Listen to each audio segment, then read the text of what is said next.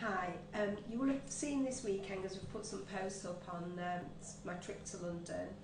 That was quite exciting. I honestly really enjoyed the course, to be fair. It's very interesting because polynucleotides are not new.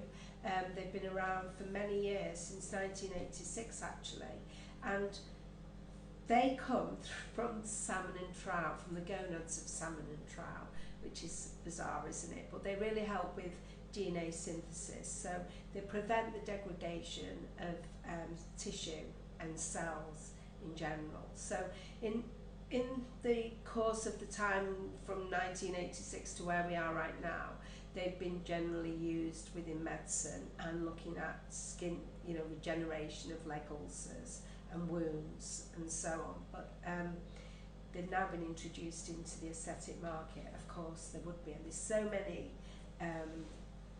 many papers, clinical papers, looking at it in combination and with so many other different treatments that you can see it's a very safe product.